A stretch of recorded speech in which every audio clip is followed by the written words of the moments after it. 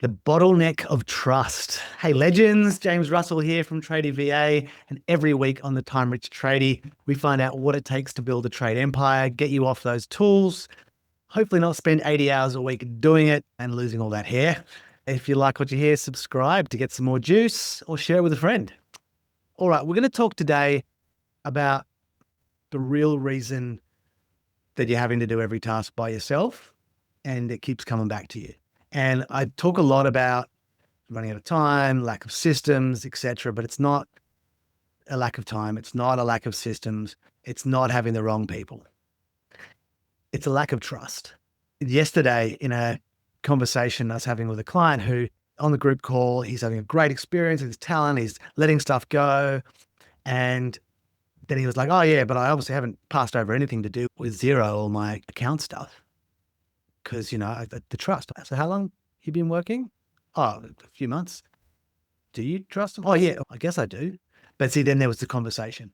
And it was just so clear he'd made that choice, almost subconsciously, around what was okay and what wasn't.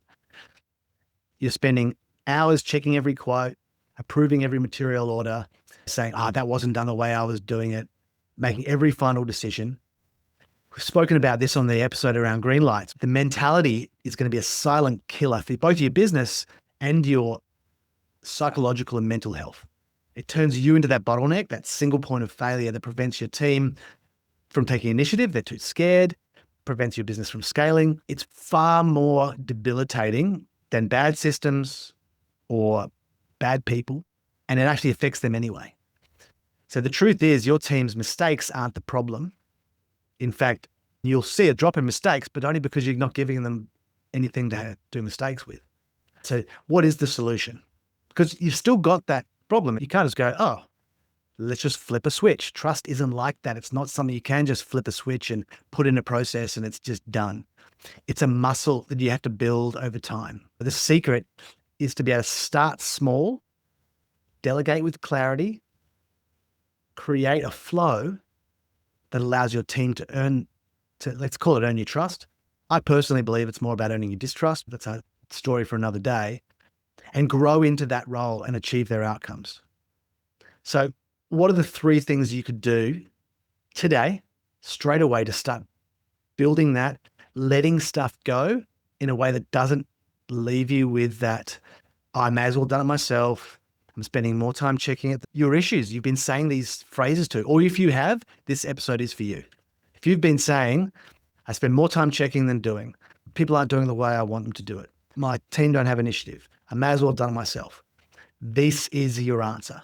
So the first thing is to start that process of creating a safety net, a single task that you've delegated, a low risk task, something simple, booking team meetings, taking down meeting notes. Someone's drafting a quote, drafting an invoice is a low risk or zero risk activity. Unlike things like inbound phone calls, sending off quotes, responding to emails, these are high risk activities because you can't take them back. You can't check them. This starts to build out what is in the second thing, which is your green light playbook. So you let go of a task, allow someone to achieve an objective by doing it the way they can do it, so that they get that satisfaction of knowing you can let go. They don't get in trouble. You've allowed them to make mistakes. Mistakes are great. Failure is okay. These things are starting to become all right with them. And it feels really slow at this point because you're like, but it's only this tiny little thing. Don't worry about it. You need to build the muscle. You're not going to see it on the first day. Second thing is building that green light playbook. Once you've seen them succeed, get some clarity over if this is a green light. You can do that. These are the requirements. This is that. And it's good for them because they've got some nice clarity. For you, you've just got to be really clear. If you've said it, you've got to allow that green light. If you turn a green light into a red light, you'll shut them down. Their initiative is gone. You've essentially lied. You've said, this is a green light. Oops, shit, I forgot to mention this. Don't do that. That's on you. Clean it up. Adjust the green light playbook for next. Hey, you did the great thing. I've just adjusted it so the next time it doesn't happen. Awesome.